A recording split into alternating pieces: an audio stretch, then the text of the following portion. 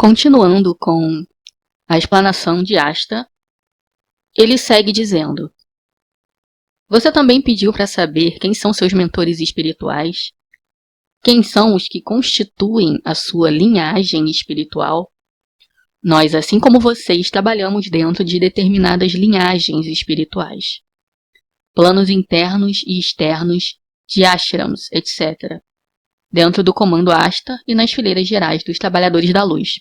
Tudo vai funcionar nesse planeta por meio do ofício do Cristo, sob o comando específico de Emmanuel Jesus Cristo, dentro deste universo, que também funciona por meio das ordenanças do trono de Deus, representada pelo arcanjo da presença divina Metatron.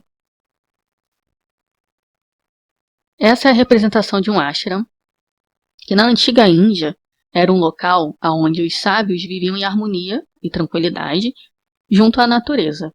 Hoje em dia, é visto como um local onde os membros buscam a melhoria espiritual. Lá eles possuem uma rotina própria, de acordo com o que cada líder espiritual ou místico ordena.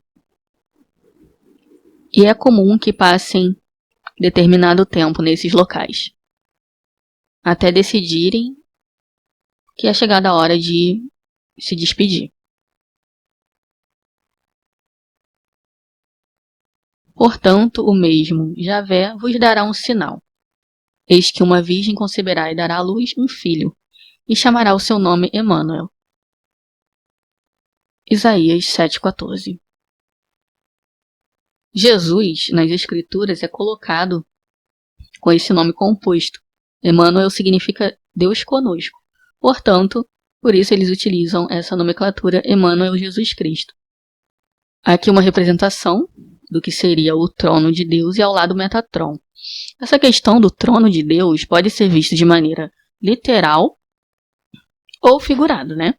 Porque o trono de Deus representa toda a sua glória, a sua autoridade, a sua soberania sobre o planeta, né? E as suas criaturas.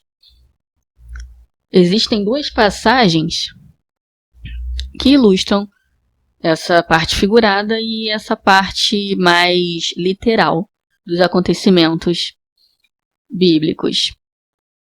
Em Isaías, capítulo 6, versículos de 1 a 2, diz: No ano em que morreu o rei Uzias, eu vi também ao Senhor assentado sobre um alto e sublime trono, e seu séquito enchia o templo. Serafins estavam por cima dele. Cada um tinha 6 asas, com 2 cobriam os seus rostos e com 2 cobriam os seus pés, e com 2 voavam.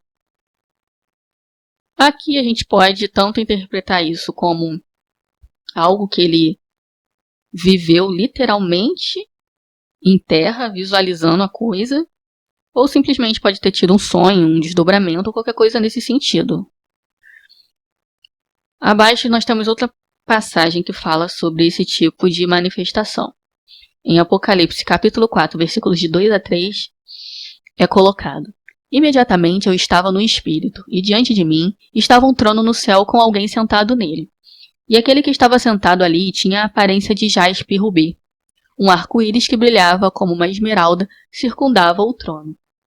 Facilmente, inclusive, essas duas passagens podem ser interpretadas como manifestações ufológicas, porque os signos são muito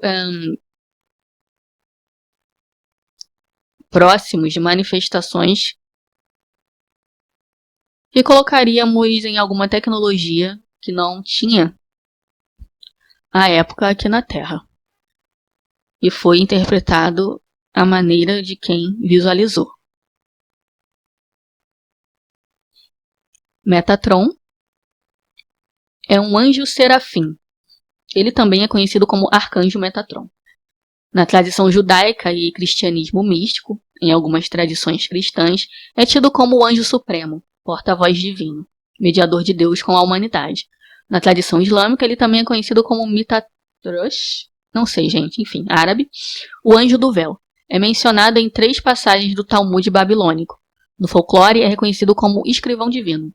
É uma figura importante na mística judaica e muito comum em textos pós-bíblicos e ocultistas. Ou seja, o cara tem a sua importância, né? Ele, assim como Miguel, está acima de todo um agrupamento de anjos. Abaixo, essa ilustração faz referência ao cubo de Metatron, que é algo que na geometria sagrada é atribuída a ele.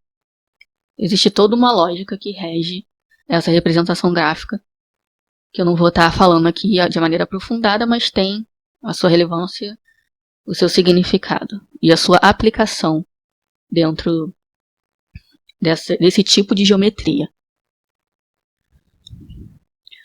Nos níveis mais altos de trabalho, dentro da linhagem dos mestres da luz e som, conhecidos como os mostradores do caminho espiritual ou viajantes, com relação a esses seres, se é que eu poderia colocar assim, eu não achei qualquer referência. Então, fica aí na imaginação, enfim. Todos nós ministramos através dos protocolos da Ordem de Melquisedeque e sob a proteção do comando angélico de Miguel e as ordens de Miguel e Gabriel. Alguns trabalham sob as linhagens arcangélicas de Uriel, Jofiel, Chamuel, Rafael, Zadkiel ou vários anjos e outros grupos de devas. Chegamos agora em um personagem bíblico conhecido, que é o Melquisedeque. Eles colocam que trabalham sobre os protocolos da Ordem de Melquisedeque.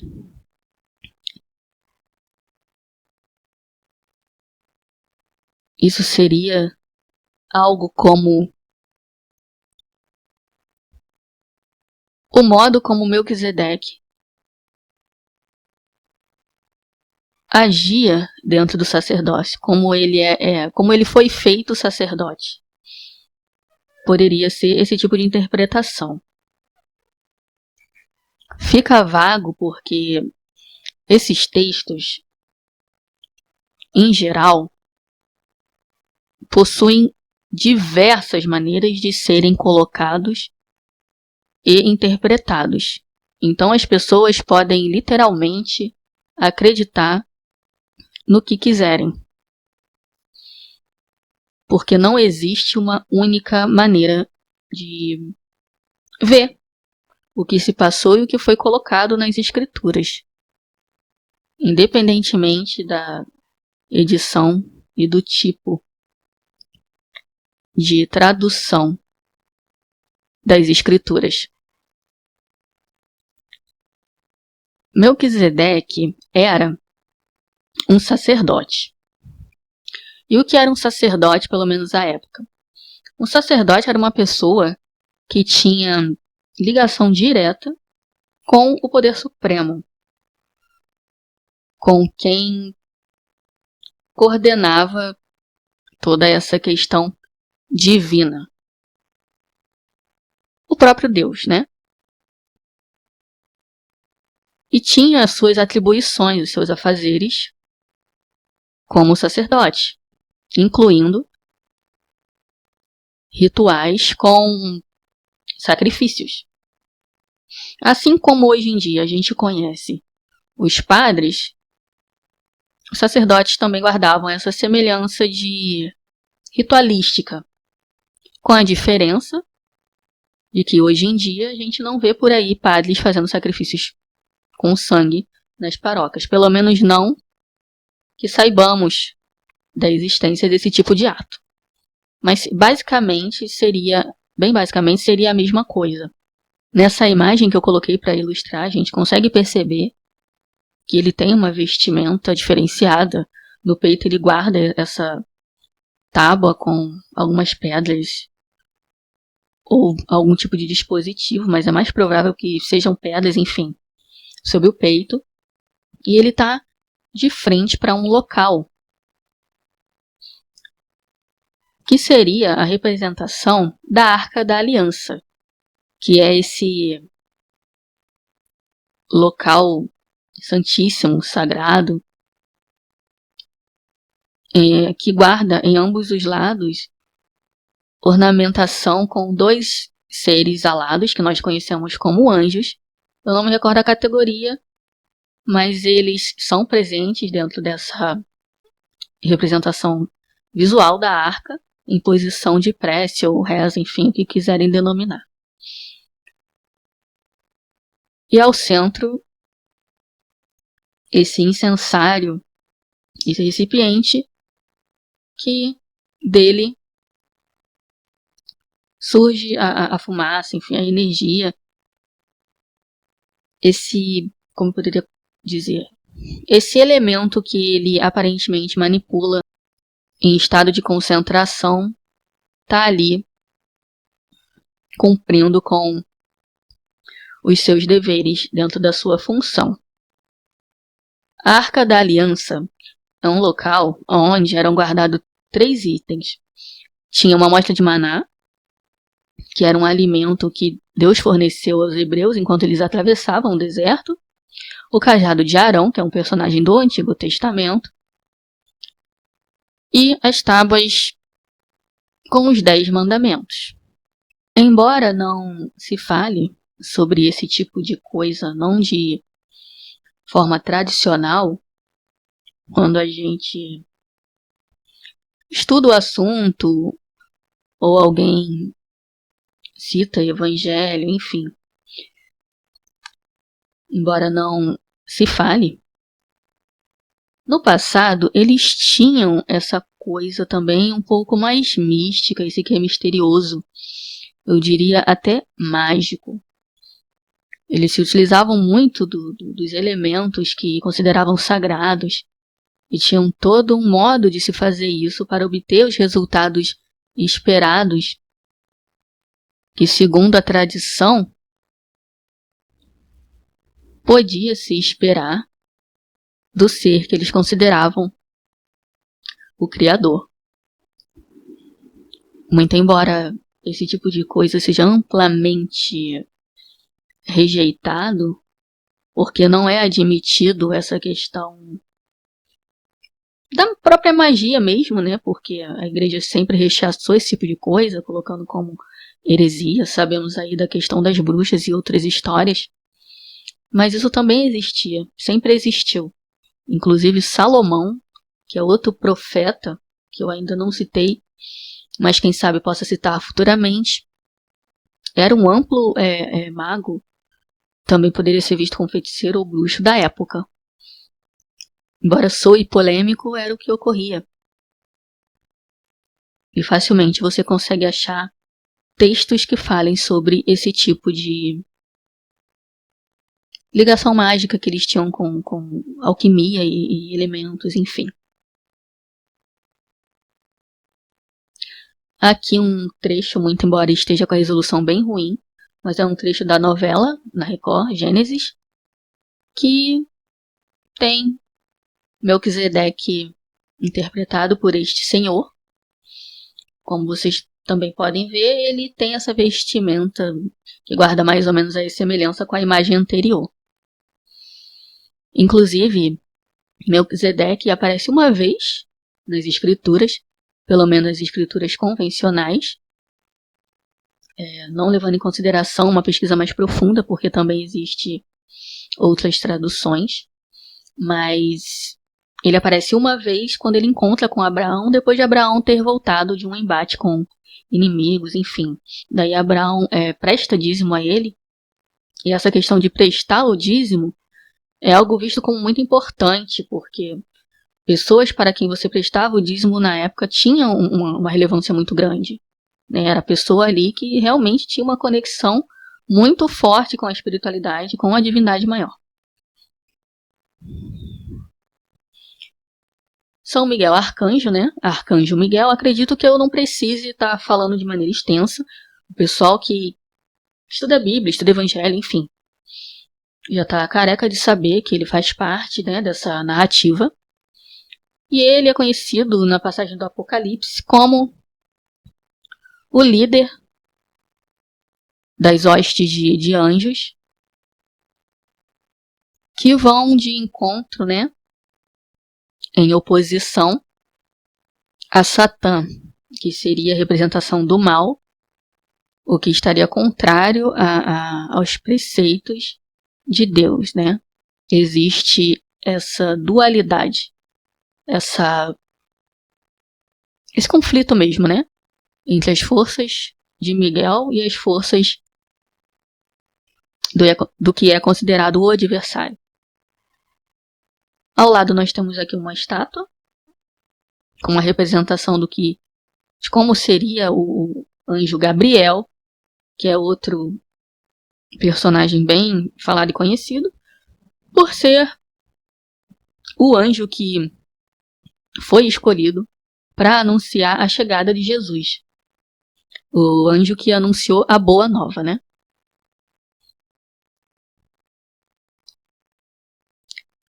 As ordens de Enoque, Zadok, o ofício do Espírito Santo, a linhagem da Mestre Maria, a da Mãe Divina. Há muitas linhagens assim. Há também muitas cidades espirituais no interior do planeta, dentro, na superfície e em volta da Terra. Telos e Agartha são cidades intraterrenas, Shambhala, no Transhimalaia, e as lojas dos mestres do sul da Índia. O Avatar e a linhagem dos Kumaras. O Vairage, a linhagem dos viajantes do espírito e assim por diante. Enfim, uma galera, né?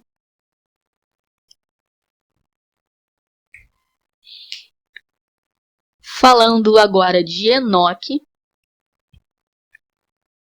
outro ponto-chave, quando a gente fala sobre ufologia ligada à espiritualidade,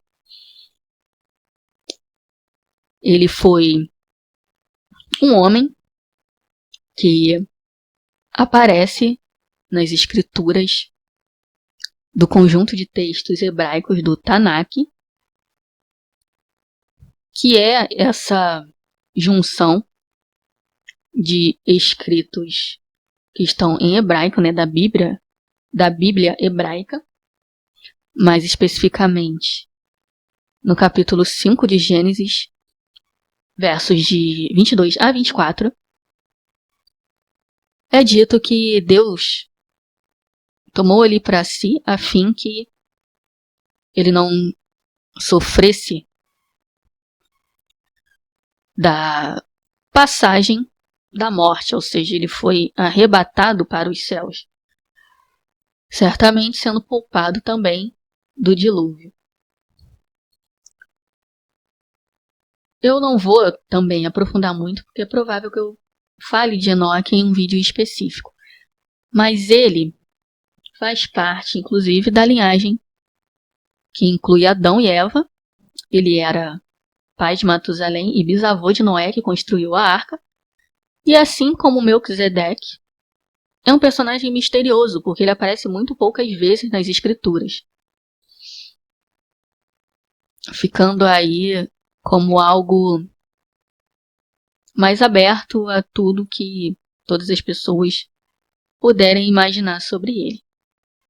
Eram homens que tinham a sua vida, o seu contexto, a sua maneira de interpretar o mundo.